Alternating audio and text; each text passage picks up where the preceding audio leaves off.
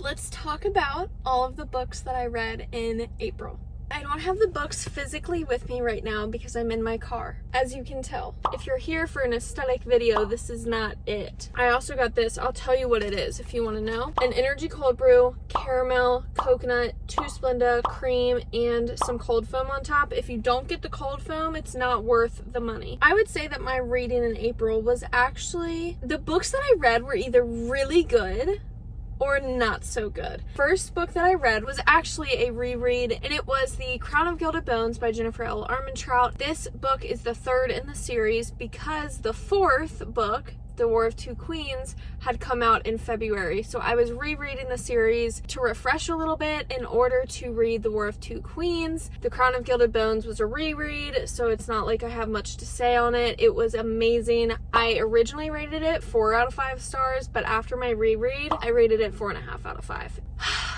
I read The War of Two Queens, which I was nervous to pick up because the review section on Goodreads of The War of Two Queens was the scariest review section I've ever seen. It was like 5 stars, 5 stars, 1 star, 1 star, 1 star, 1 star, like everywhere. Like it was never like a 3 or a 4. It was always like someone either hated this book or they really loved it. And I feel like I've never seen that with a new release. And there was a bunch of drama with Jennifer Armentrout when this happened. I didn't even understand, as like a lover of Jennifer Armentrout, I was like, who could ever? I'm not even gonna get into the drama. I rated it 5 out of 5 stars. And I rated it 5 out of 5 genuinely because I loved everything about this one. Chef's kiss, amazing. Let's get into it a little bit. So I'm not going to give like a summary of the series because it is so much, but I will tell you it is about Poppy and Castile. Poppy was a maiden, and a maiden in this world is known to be like the one. Like they're the chosen one. They're perfect. They need to follow all of the rules. They need to be shielded and protected and never looked at or talked to, basically. And then we have Castile, who is on the opposite team per se, like the rival kingdom, who kind of sneaks into Poppy's life somehow. But this 4th book, Castile was captured. For about like 200 pages, it's about Poppy and Kieran is Castile's best friend. So Poppy and Kieran form this really, really deep bond together in a really friendly way. That's what I didn't understand. Like, I did not at all find Kieran and Poppy's relationship to be flirty. I didn't find, like, it was very friendly and people took it the wrong way. That's where the reviews got mixed up, because people thought that Kieran and Poppy were getting too close because Poppy belonged to Castile. I get it. Whatever. That's not how I viewed it. Putting myself in Poppy's shoes and being like, okay, I can have male friends who I love deeply, okay? Just like Poppy loves Kieran, and that doesn't mean that she loves him and like wants to be with him, and people are taking it out of the wrong way. The found family element in it too was like incredible. The banter, the back and forth, the bickering, it reminded me a lot of the Six of Crows bickering that I got. Not even Six of Crows. Six of Crows was a little more dark. It was very different from any book that I've read. If you are a fan of the series, like a true fan, you'll love it, okay? You'll love it. Moving on. The 3rd book that I read, The Legacy by Elle Kennedy. This was the 5th book in the Off-Campus series. I gave it 3 out of 5 stars. Not bad, but I mean, like, I could have not read it and I could have been fine, you know?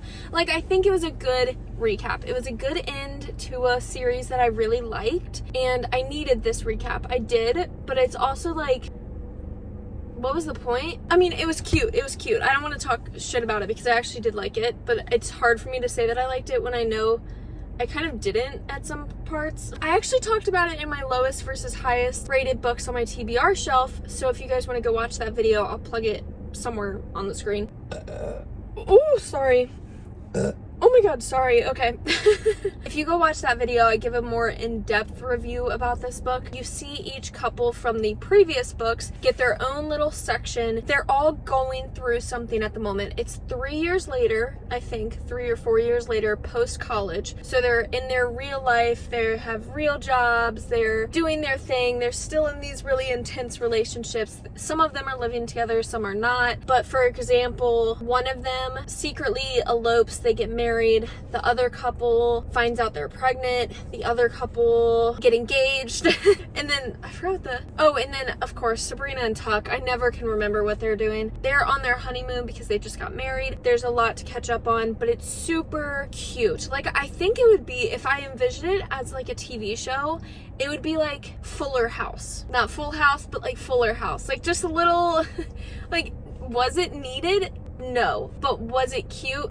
Yeah, sure. My one irk about it that dropped a whole star because of the doll. I did not understand the porcelain doll. I don't even know if it was porcelain. It was just a creepy doll from like the early 1900s that was passed around in this book as like a creepy joke, and it just didn't fit the series. And I was just a little confused about that. All right, the fourth book deserves a round of applause.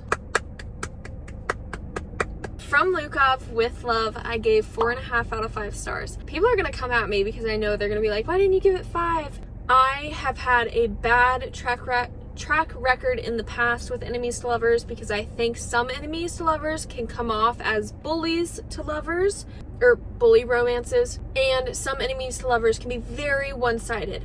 Luckily, this enemies to lovers was very even. Jasmine and Ivan ice skate at the same skating rink together. Ivan's family owns this big ice skating rink that's been around for like a decade or so, and they both grew up ice skating at this rink together. Ivan's like 5 or 6 years older than Jasmine, but Ivan and Jasmine have never gotten along. I didn't realize in ice skating that you have a pair at some point. I think like you can be a solo artist for however long you want, but some people end up having a pair. So they get paired with someone basically for like their whole career if they can do it. Jasmine had this guy. He was a dick. They were paired together for a few years. He left her like as a career, just like completely left her. So she's been kind of skating on her own, just practicing for fun, hasn't been competing because he left her. But then Ivan recently had his partner leave him. Ivan is like the best angel, god tier ice skater out there. Everyone knows Ivan. Everyone loves him. He's won a ton of medals. He's an amazing athlete. And Ivan is looking for a new partner and asks Jasmine to be his partner. So now Ivan and Jasmine are paired together, but they've never liked each other, so the practices are really funny, constantly arguing, but they're so good together and they ice skate so good together and they're a great team, but they don't like each other. So their coach comes out to them one day and is like, hey, you guys gotta like start pretending at least to be friends. They start to become friends, and from there you see their relationship develop.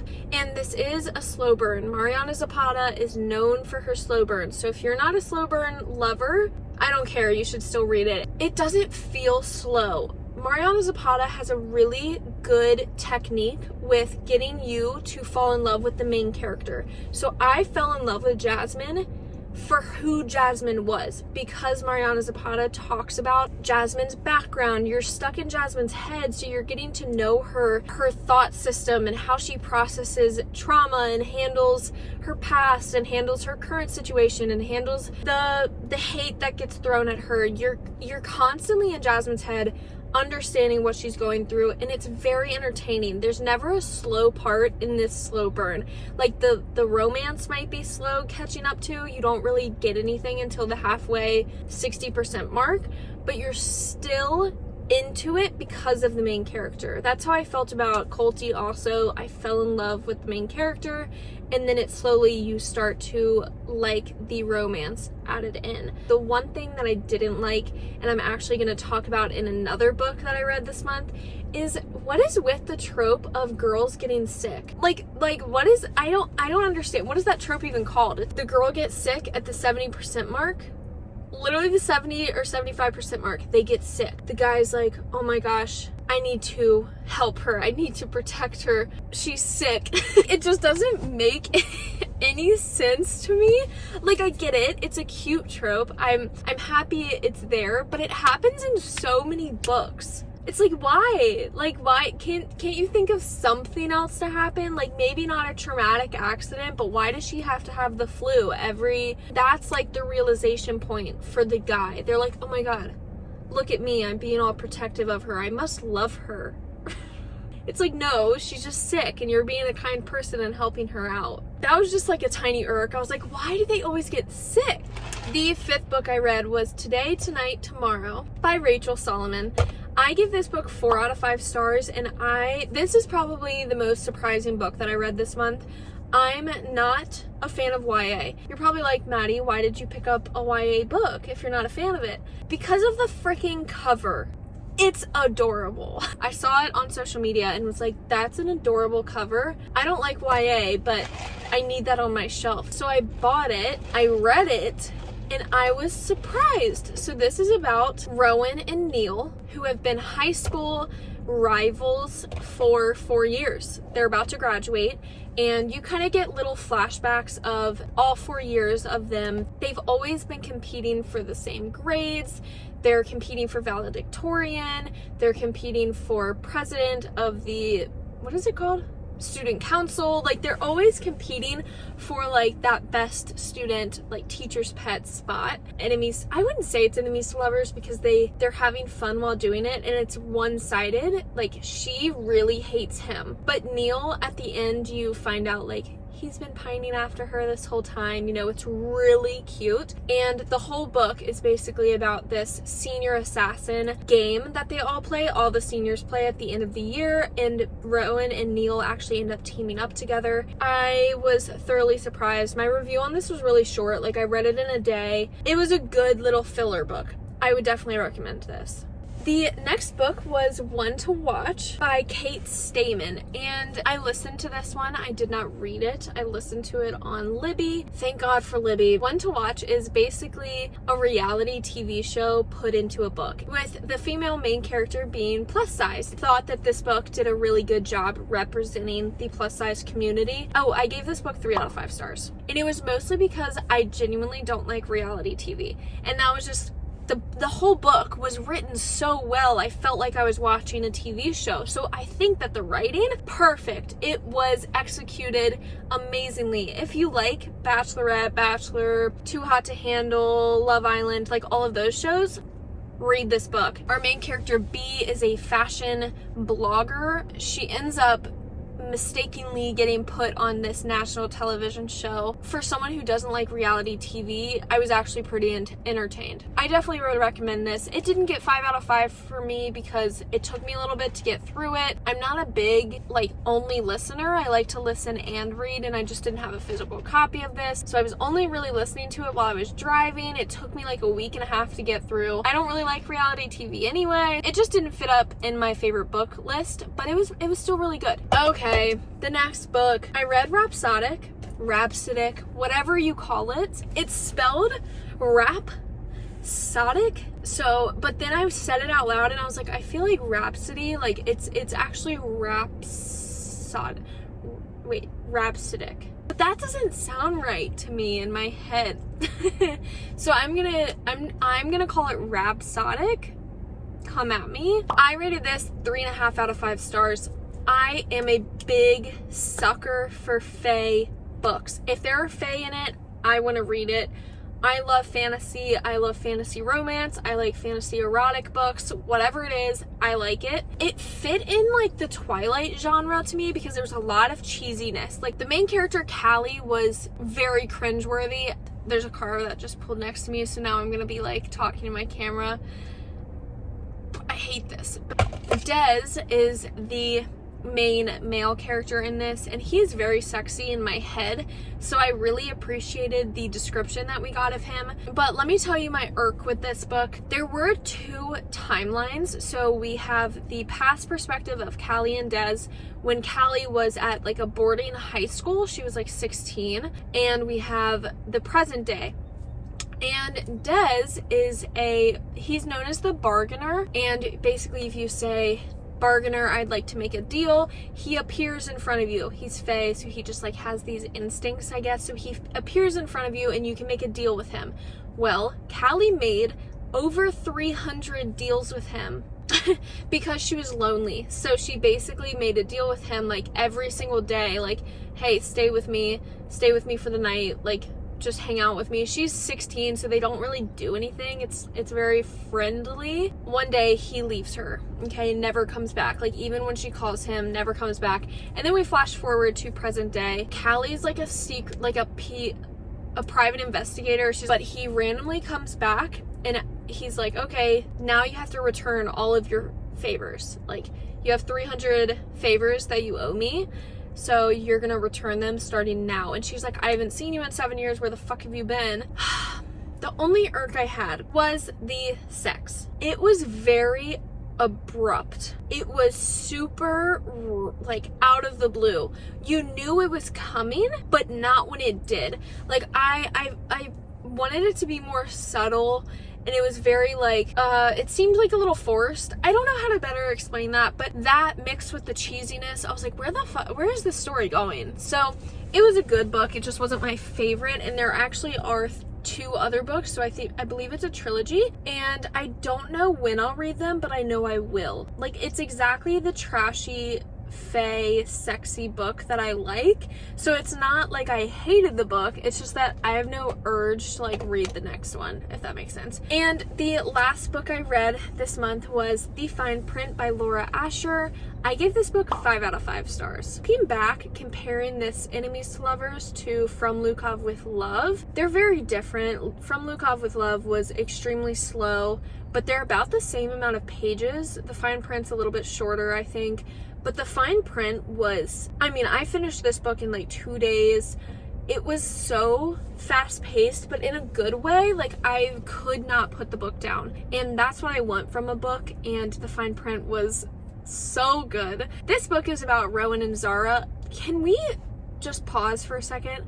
Why do authors have to use the name Rowan for every book? I know like 10 Rowans, and they're all characters. And I just don't understand. Can we just pick a new name, you know? Rowan is one of 3 brothers. Their grandpa owns Disneyland. It's called Dreamland. And their grandfather recently passed away, and to inherit Dreamland, they have to do this list of tasks that their grandpa assigned them. And Rowan's task was to find an issue at Dreamland and fix it. And so he has to like make this whole proposal and like show it to a council, and if the council approves, then he gets his $25 billion or something like that, like something crazy. I'm doing a really bad job of describing why I liked this book, but it was very entertaining, very fast paced. This is where I'm gonna come in with my only irk. She got sick, like at like the 70% mark, and he's like, oh no, I think I love her. Why did it take for her to become sick for you to realize that? But actually in this book, she got sick, had to go to the hospital, and Rowan completely like ditched her. Like, was like, I'm starting to catch feelings for you, you're a distraction, peace out. And that was really shitty. Why is this trope so common? I'm so excited to pick up Terms and Conditions, which that is all that I read in April. I did DNF a book. I DNF'd Heartless by Marissa Meyer. I just don't think I'm a retelling person, and it was also YA. I'm sorry, some people, I had a lot of people recommend that book to me. I'm getting better about DNFing. If I get 50% of the way through and it's taking me 5 days to get there, that's a long time for me, and it probably means that I'm not enjoying the book. Like The Fine Print I finished in a day and a half. Like, that tells me that I loved a book, okay? I have to be at work in 5 minutes, so I'm gonna leave. All of my social media is linked down below. My Amazon wishlist is linked down below if you want to send me a book. I am so excited for May and June. Brock and I are moving to Colorado Springs at the end of June, and we just have so much going on. So if my videos seem a little rushed or seem a little random, I'm sorry. They will be for the next like 2 months, but then I'm gonna have my own little library at our new house. I'm so excited. I'll make sure to do maybe like a little house tour, a little bookshelf tour. I'll take you guys along with me buying my bookshelves and buying new books and exploring a new city. I don't know how to describe my excitement anymore. Love you guys. Talk to you later. See you next week.